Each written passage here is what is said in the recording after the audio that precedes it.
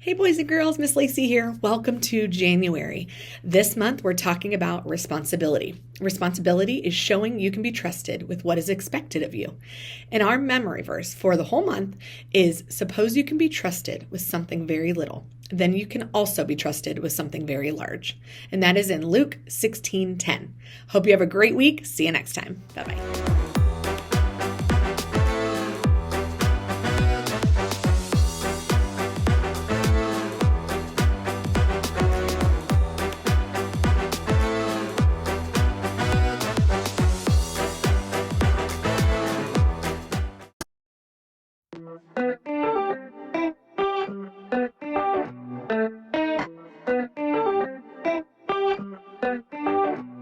You're with me all the time, helping me believe. Don't wanna waste this life you have given me. No, big or little, doesn't matter. You are with me, God. I decided I will follow anywhere you want. Oh, you're never gonna let me go, never ever gonna let me go. I'm giving it my heart and soul, gonna give my heart and soul. You're never gonna let me go, never ever gonna let me go.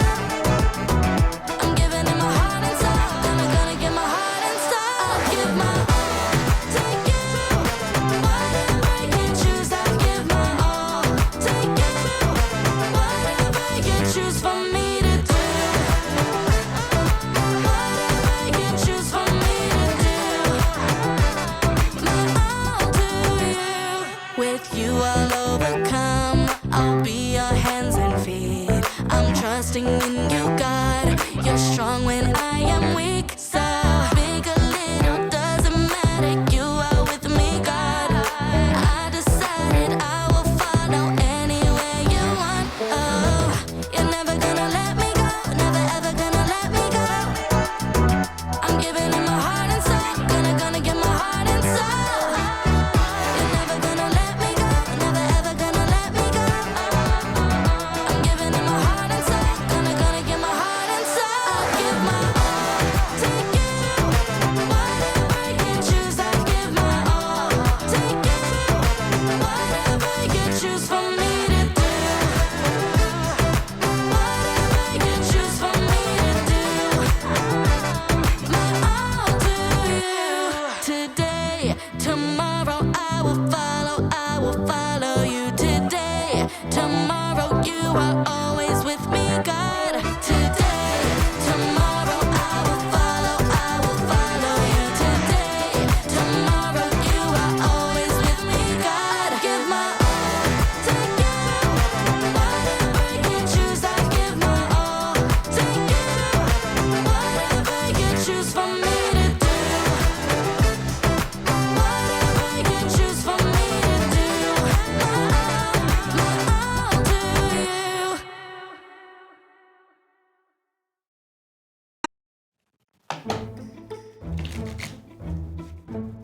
Welcome to the Story Lab. This week we're talking about responsibility. While we take a look at some of the hardest workers in nature. They're tiny but speedy. What? It's a slow mode kind of day.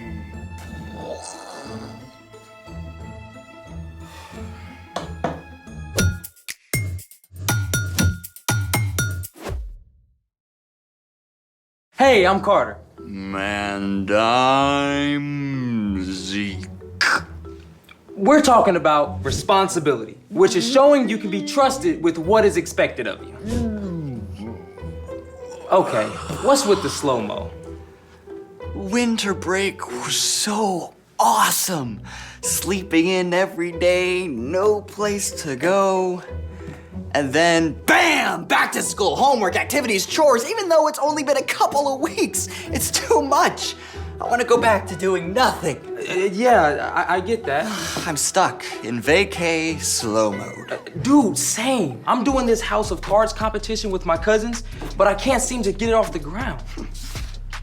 Whoa, that's so cool. I would totally live there. Yeah, well, I'm good at sketching ideas. Building, not so much. Ah, persistence, my friend. Dude, I've tried this 37 times. Ah, but you lack expertise. Oh, you're the expert? Well, my grandpa's the hardest working guy I know, and he's taught me everything he knows about building anything, cards included. Sweet. Let's make it! All you need to build a house of cards is a deck of cards. Done. Oh, hey, is that Cyrus on your cards? Best dog ever. He's been in the family almost as long as I have. Well, show me what you got so far. I start like this. Okay. Wait, okay. I just need to get them to balance. Let me try again. Okay. There. Cool. So now, Can I take a crack at it? be my guest. Oh, I'm always prepared. We can each build one. Alrighty. So first, you start by making a triangle, or as sciencey people call it, an apex. Then, you build a second one right next to it. And after that, you put a card right on top, like a roof. Whoa, hold on. That is exactly what I've been trying.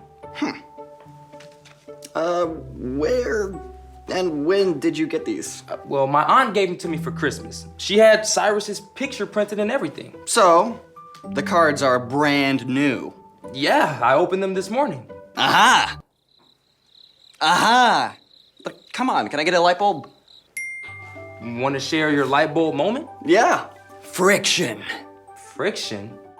Friction is a force that acts between two objects that are in contact with one another. It slows or stops movement between the two surfaces that are touching. Without friction, you get what happens when Mom asks me to mop the floor.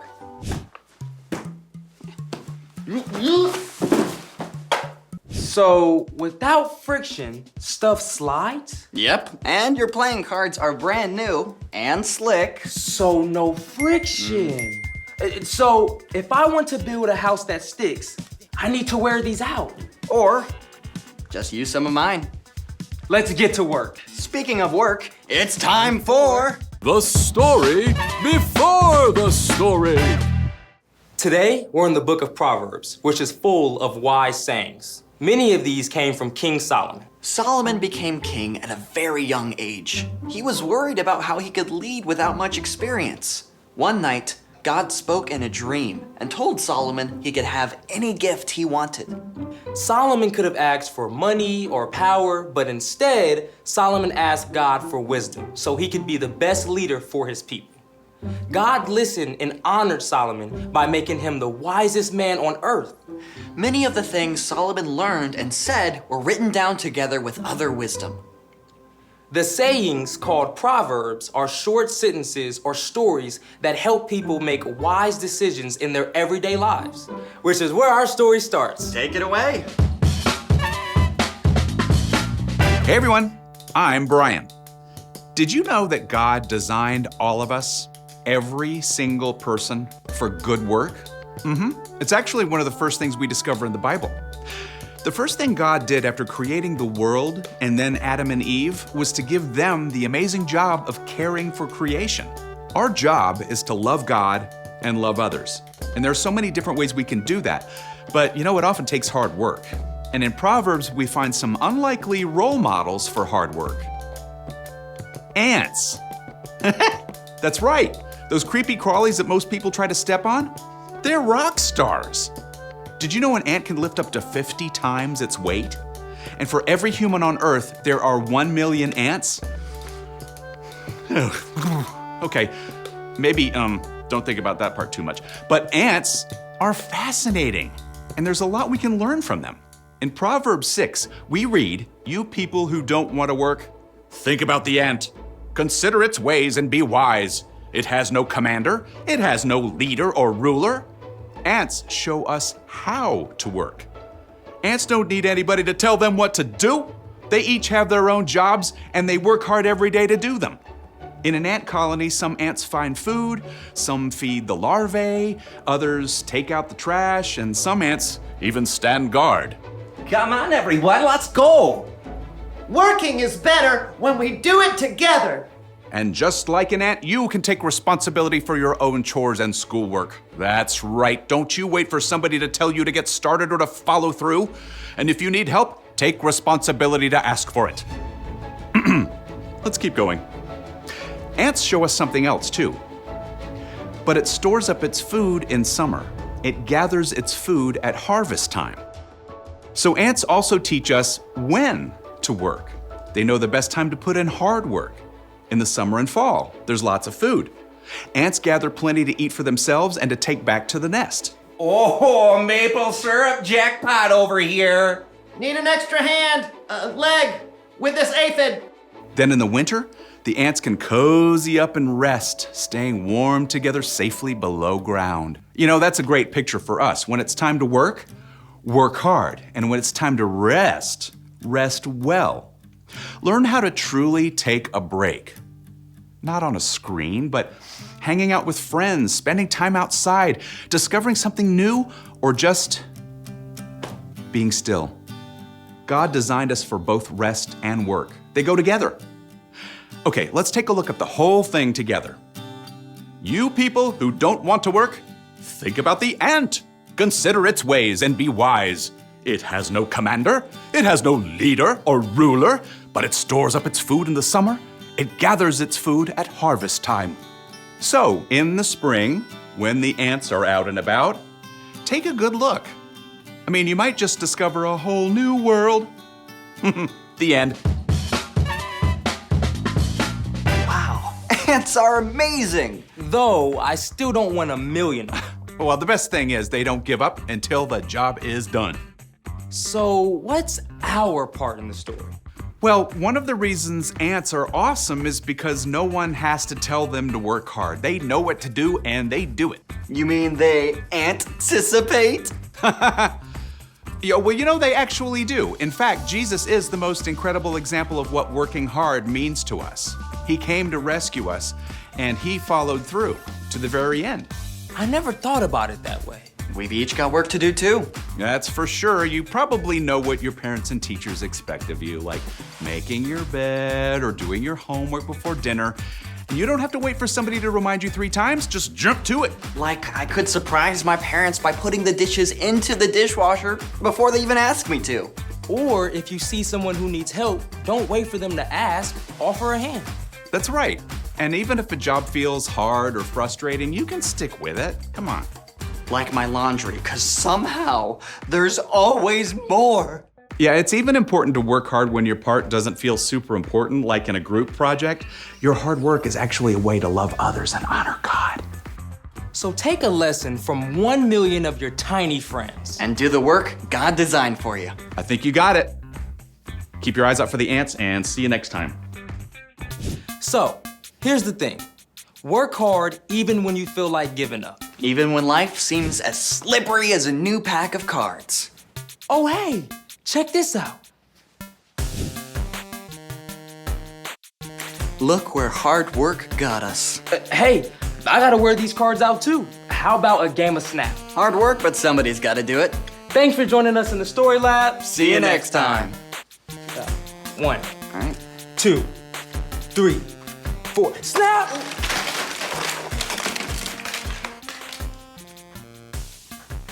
That took 4 hours.